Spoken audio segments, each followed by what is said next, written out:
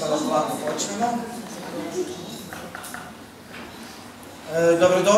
Dobrodošle na prvi od događaja vezano uz proslavu 20 godina od osnivanja Centra za mirovne studije. Moje ime je Gordan Bosanac i aktivist sam u Centru za mirovne studije. I drago mi je da odmah na početku mogu reći da smo jako ponosni da smo za ovu važnu obljetnicu, nama važnu obljetnicu, uspjeli dovesti nama jednu jako dragu i važnu aktivistkinju, ali i osobu koja se puno bavi teorijom vezano uz izgradnju mira, uz nenasilje i nenasilni otpor, gospođicu Eriku Chenoweth, pa vas molim da ju pozdravimo s jednom pljeskom.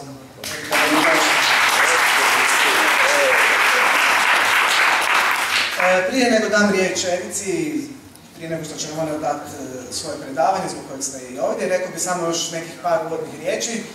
Posebno mi je drago evo, da nam je iz ureda premijera su nam zaželjeli sretnu 20. obljetnicu i kao izaslanica gospodina premijera s nama je gospođa Vesna Lentić-Kasalo, naša prijateljica koju dugo znamo iz Predavanje udruge, dobrodošli. I jako nam je drago da smo isto tako dobili gospodina ispred Ministarstva obrane, gospodina Vladislava Hinšta, koji je viši savjetnik u sektoru za obrambenu politiku. Dobrodošli. Nadam se da ćete vi uživati u predavanju. Nekoliko tehničkih informacija. Danas neću puno pričati o mirovnim studijima, mislim da i o Centru za mirovne studije. Mislim da većina ovdje ljudi zna i poznaje naš rad. Ali moram reći informaciju da i ove godine imamo upise u mirovne studije. Za vas koji još niste prošli kroz program mirovnih studija, informacija je da možete se prijaviti do 2. listopada, produžene su prijave, tako da čekamo vaše prijave i pridružite se našemu programu. Ovo je prvi u nizu događaja proslave 20 godina. Sutra puštamo dokumentarce koji su nastali kroz naš rad u Mami, pa ko ih nije vidio, neka dođe u Mamu. I u petak imamo još jedno zanimljivo predavanje o izazovima mira koji su pred nama. I naravno veliki tulum u močvari u petak na večer, tako da vas sve puno pozivam da dođete s nama tulumariti u petak. No dobro, mislim ovdje smo svi zbog Erike i njenog rada. Ja ću se sada polako prebaciti na engleski jezik, jer će predavanje biti na engleskom. Ako netko treba prijevod, uspjeli smo improvizirati prijevod, imamo naše drage volonterke koje nisu profesionalne prevoditeljice, moram odmah staviti ogradu, ali će se potruditi da simultano vam prevode, pa slobodno uzmite tamo slušalice ko već nije uzeo slušalice. So now I will switch to English. Erika, welcome to Croatia. It's so great to have you here.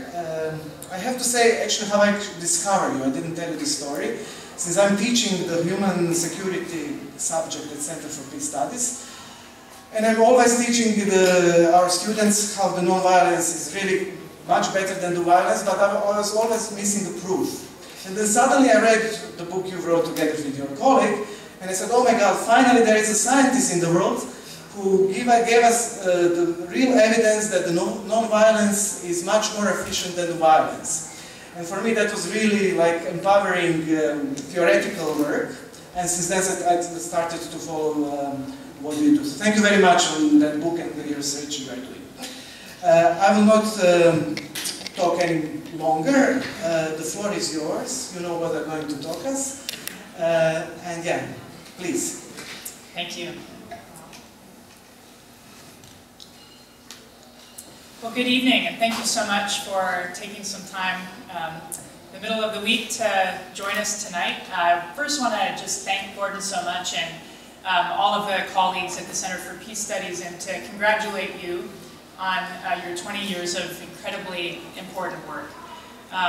It's always an honor to speak to people who are putting into practice some of the types of strategies and tactics that I'm going to discuss tonight. And I can also say that, like Gordon, many people who have been active in struggles around the world already know what I'm about to say, but sometimes feel very validated when they see the data that I'm about to present, that basically reinforces that which they've already known intuitively for some time.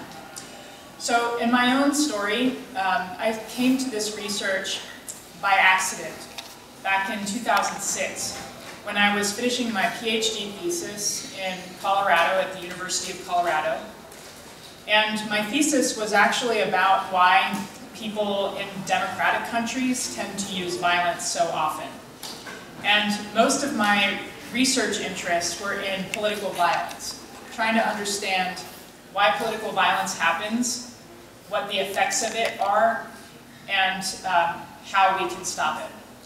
And I accidentally came across a workshop that was being held at a nearby university called People, Power, and Pedagogy.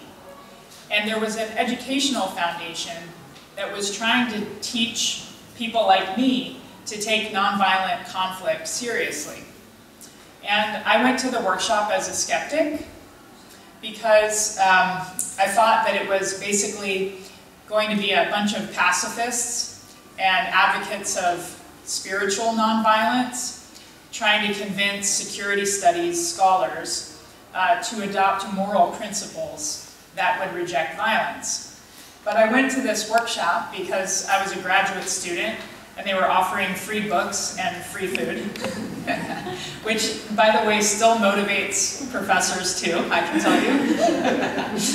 Anyway, so I went to the workshop, and for about a week I engaged in a series of arguments with these colleagues because they were bringing up different examples of places in the world where nonviolent civil resistance, where unarmed people use a wide variety of coordinated techniques like protests, strikes, boycotts, demonstrations, and other forms of non-cooperation to actively prosecute a conflict.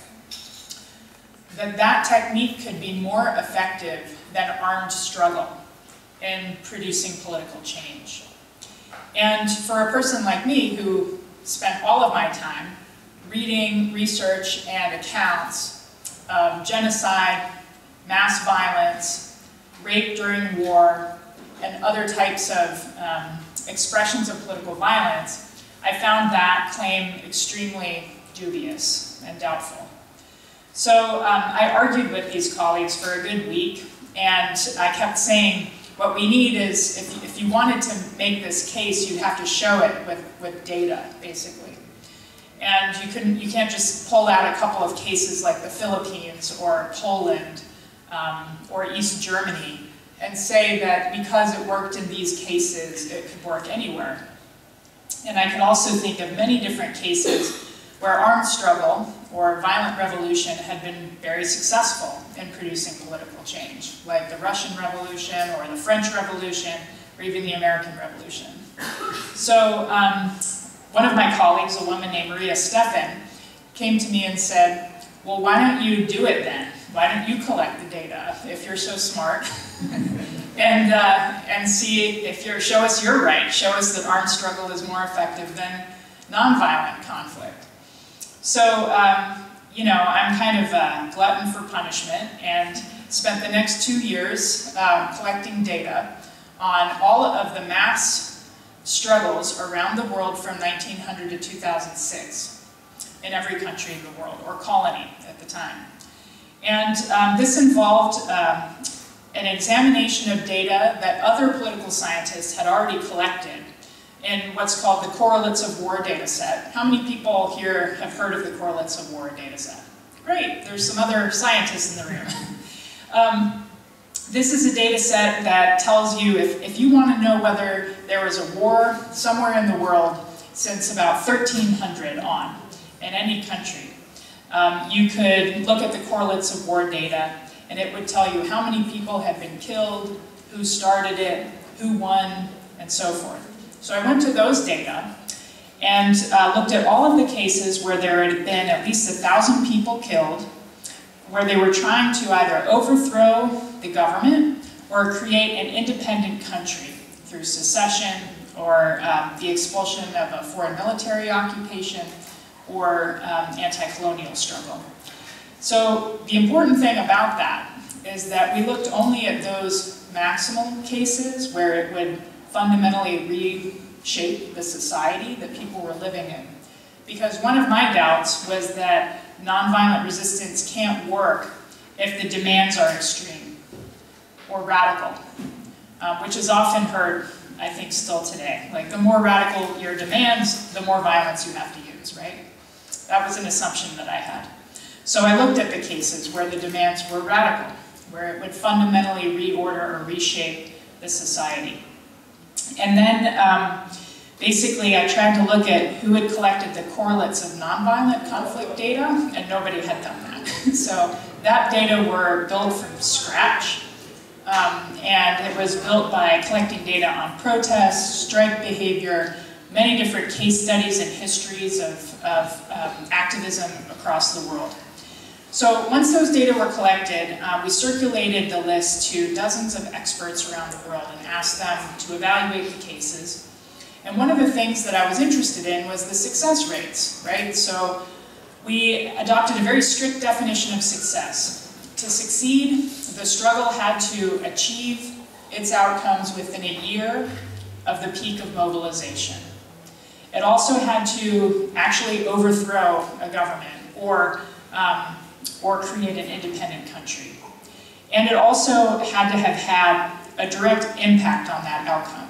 So like if a dictator died of a heart attack while in office and the campaign won that way, we wouldn't call it a success, even though you could make the indirect claim that the heart attack may have had something to do with the stress of the threat. So after that entire process, we came up with hundreds of different cases of both nonviolent and violent struggle. Of course, there are also mixed categories where people used a variety of combined tactics, and I'll show you some of the data about that as well. But I'll draw your attention first to the main finding of this study, which was that at that time, from 1900 to 2006, the campaigns that had relied primarily on nonviolent resistance were twice as likely to succeed as those that had relied on primarily violent resistance. And they're also more likely to achieve major concessions short of full success. And I'm showing you data now that I've updated through 2015, so that you can see that in the past 9 years, this finding is the same.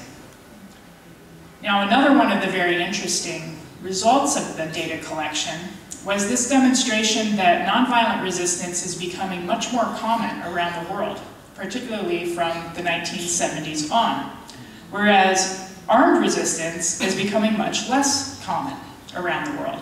Now, this is not something you necessarily gather from watching the news at night, but in the data, we actually can see that nonviolent resistance has become the primary mode of resistance in the last 50 years. So for a person like me, this proposes a major puzzle, which is, why is it that nonviolent resistance has become and remains the most effective form of struggle? And the answer lies in some of the really unique characteristics that nonviolent resistance struggles enjoy that tend to distinguish them from their violent counterparts. In particular, nonviolent campaigns tend to be much larger and more diverse and inclusive than violent campaigns. Now, it's not rocket science to suggest that the larger the campaign, the more likely it is to succeed. Scholars of revolution have long thought that mass campaigns tend to win. There's a political economist named Mark Lickbach, who in 1994 speculated what he called the 5% rule. The 5% rule suggests that if just 5% of a country's population rose up in opposition to its government, no government could withstand that challenge, and the government would collapse. Now, in our data, we actually measured what proportion of the population is required to collapse a government, and it turns out that no campaign has failed after mobilizing 3.5% of the population. So Lickbach was close, but our data actually showed that campaigns that are 3.5% of the population have always succeeded. Now here's the real kicker. No campaigns have surpassed that threshold unless they've been nonviolent campaigns. The average nonviolent campaign is some 11 times larger as the proportion of the population than the average violent campaign. And what that means is that these campaigns tend to involve a much more diverse population that then has all kinds of access to political power that would not be available if the campaign were smaller. So why is it that more people, and more diverse segments of the population are willing to participate in nonviolent struggle, particularly in these cases that are very dangerous cases? These are not reform campaigns or wage disputes. These are maximalist campaigns calling for the fall of the dictator. They're calling for independence for ethnic minorities and so forth. The reason is we think that the barriers to participate in nonviolent resistance are lower for most people because the methods themselves don't require as much physical commitment. For example, I don't have to train for 9 months by running 10 miles a day in order to be physically fit enough to sit in my house for 3 days during a general strike. I don't have to learn how to fire a gun and learn how to unload a gun and learn how to clean a gun and learn how to not accidentally shoot myself in order to stand with my comrades in a protest. So there are lower physical barriers to participating in most nonviolent actions. That doesn't mean they don't have risks. It just means that the preparation for joining is less. The second lower barrier is a lower commitment barrier, which is to say that if I wanted to join a nonviolent action, I could do it after work. And I wouldn't necessarily have to leave my family and my day job and all of my other commitments behind. If I'm going to join an armed struggle and I'm going to be required to kill somebody in that armed struggle, I'm probably going to have a life-altering experience where I may have to give up my home and family and my day job in order to participate. I also have lower informational barriers to joining a nonviolent resistance movement. By this I mean that many of the different techniques of nonviolent action are deliberately visible. They're easy to see, and it's easy to see how many people are already involved. So let's say that we're sitting in an apartment at 8 o'clock at night on a Wednesday, and a friend comes to the door and says, hey, we're going to have a protest tonight at 10 o'clock down the street at the main square, and I hope that you all will join us. It's not the safest thing. We expect police to come, but the more people, the safer.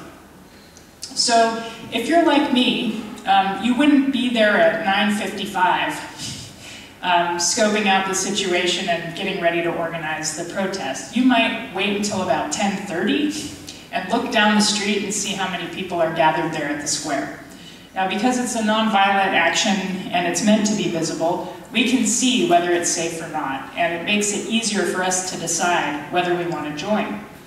For armed resistance, the methods of recruitment are often clandestine, so that it lowers my confidence about whether I'm going to be safe joining or not. I often have to go to, a secret location to commit my membership, and I don't really know what I'm going to find till I'm there. For nonviolent struggle, I can see what I'm going to join out in the streets.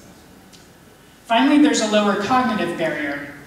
And by this, I simply mean that, thank goodness, we humans have developed a series of cognition that prevent us from engaging in offensive violence. Most of us, in my case, if somebody insults me after the talk during the Q&A, I will just breathe and count to 10, and I won't run across the room to kill them. And that's just a cognitive tool, morality, or whatever that prevents me from wanting to do that. For armed action, we have to, or people have to engage in a series of dismantling of the cognition that limits our capacity for offensive violence and requires a lot of investment. And in fact, sometimes it fails. So people hesitate to kill, for example. For nonviolent action, it doesn't even become an issue. So why do numbers matter? Now, they don't matter because they're increasing capacity to directly attack the opponent. They matter because they increasingly gather people who are passive supporters or people who are kind of right in the middle to the side of the movement. And this allows the movement to then access various pillars of support on which the power holder relies to maintain power. So, for example, people like Gene Sharp and Hannah Arendt and others have long theorized that no tyrant, no matter how brutal, can maintain power without the cooperation, obedience, and help of people that reside in different pillars of their support. Police, civilian bureaucrats, security forces, business and economic elites, cultural authorities, educational institutions, state media. All of these pillars, cooperation is required for them to maintain power. The larger a movement, the more likely it is that people who participate in the movement have connections with people who work in these pillars. So, for example, some of you might be familiar with the Serbian example, the bulldozer revolution of 2000, where, in a very concrete example of this, there were hundreds of thousands of people descending on Belgrade in October of 2000, and the police refused to shoot at the crowd with live ammunition. And when journalists asked the police afterward why they didn't shoot, they said things like, "I thought I saw my child in the crowd," or my personal favorite, "I thought I saw the guy who sells me liquor at a discount on Saturdays in the crowd." And they didn't want to lose their access to that. And so what we can see from this example is that politics is very personal when it all boils down to it. And that means the more personalities a movement has at its visible disposal, the more likely it is that they can activate these micro relationships in ways that have major political consequences. So we tested this proposition with our data, and indeed found that the larger a nonviolent campaign becomes, the more likely it is that security forces refuse to cooperate with orders to repress them. Now, of course, security forces are not the only pillar. Economic and business elites and others are often very important as well, but this is just one indicator of the ways that nonviolent campaigns can sow divisions within or dismantle the pillars of support.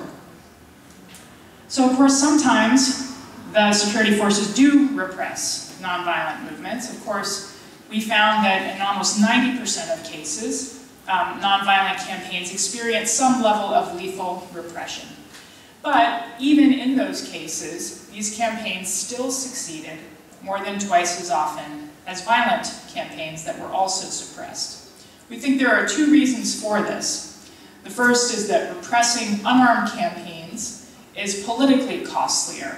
It's more likely to backfire, meaning that when repression happens against unarmed people, it's more likely that the next day we see more people mobilized in outrage than when it happens against armed people. The second reason is simply that the larger a campaign is, the more resilient it is to repression.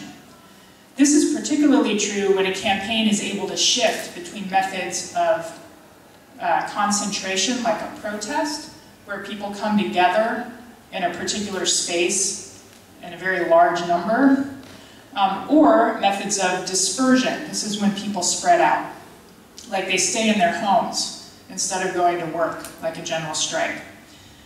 This dynamic was visible in the case of the Iranian Revolution of 1977 and 78, when during the first 90 days of the 100 Days Revolution, people were using protests and rallies and funeral processions in order to demonstrate against the Shah. And then in the last 10 days or so, the oil workers went on strike in the countryside. And they paired that strike with the stay-at-home demonstration. So the security forces went door to door, dragged the oil workers into the streets, marched them to the oil fields, and when they got there, they worked at half pace. So then the next day, they stayed at home, security forces came, dragged them into the streets, they went to the oil fields, they worked at half pace. So after 3 or 4 days of this, the security forces started calling in sick because they did not want to continue this very personal form of repression. And they thought that because the oil fields were only pumping at half pace, they were not going to get their paychecks. So within a week, the Shah fled the country and his regime collapsed. Some people ask a question about mixed tactics, so when nonviolent campaigns also adopt some armed tactics on the side. This might be like in the South African anti-apartheid movement, for example. And it turns out that in such cases, the campaigns are less likely to succeed, even when repressed violently by the state. Some people also think that nonviolent campaigns are probably only effective because they receive direct aid from foreign powers, or Western governments particularly. But in fact, we found that nonviolent campaigns are no more likely to succeed when they do get direct financing. And this is because it can often undermine their sense of domestic legitimacy and call into question whether their leaders are truly independent of foreign interests. So in fact, fewer than 10% of the campaigns in our data actually received external support, and when they did, it didn't help them. This is different for armed campaigns. When they receive foreign aid, it increases their chances of success because they cannot get the numbers of people involved, and so they need money to pay for recruits, they need sanctuary, they need weapons, and so forth. So, of course it is the case, as I mentioned, that sometimes armed struggle is successful. And so one of the questions we had is, what are the costs to societies for successful armed struggle? In other words, is it worth it if there are nonviolent alternatives? So the first thing that I've been evaluating with a colleague of mine, Evan Perkowski, is the question of how costly is it in human terms? So how many people die, basically, during the waging of a nonviolent versus a violent struggle. And it turns out that episodes of one-sided violence, when states kill at least 100 people in a single episode, are mostly things that happen during the context of armed struggle. In fact, it's extremely rare for this to happen against unarmed campaigns, except in a couple of recent cases, Egypt in 2013, Syria in 2011, and so forth. Another major long-term outcome is whether a country is predisposed to more democratic government or not. And it turns out that for nonviolent campaigns that take place in a country, the country is 10 times more likely to emerge as a democratic government within 5 years of the end of the campaign than armed campaigns. And that's true even when nonviolent resistance fails. So for example, if in 1990 the Burmese uprising failed, the pro-democracy movement failed there, it's still the case that in another 15 years or so, there was going to be another uprising, the Saffron Revolution, which then slowly started to liberalize the country. Now this isn't to say that democracy is the end-all be-all, but given that many of these campaigns are actively struggling for democracy and that they say that's one of the things they want, it's an important outcome to pay attention to. Finally, we found that campaigns of unarmed struggle are about 15% less likely to relapse into civil war after the campaign is over within a decade. So in other words, nonviolent resistance not only is more likely to succeed in the short term, but also it's likely to do so with fewer costs to human life and with greater possibilities for democracy and civil peace. Now, one of the things that's happened recently is that nonviolent resistance, as I mentioned, has become more common. But in the last 5 or so years, it has become a little less effective than it was in previous decades. Now, armed resistance is still quite ineffective. It has not improved in its success rates at all. But one of the things that I've been paying attention to is this decline since 2010 in the effectiveness of nonviolent resistance. Now, there are a few things that people have speculated about why nonviolent resistance has dropped a bit in its effectiveness recently. One could be that authoritarian regimes are becoming more effective in countering them. Another could be that active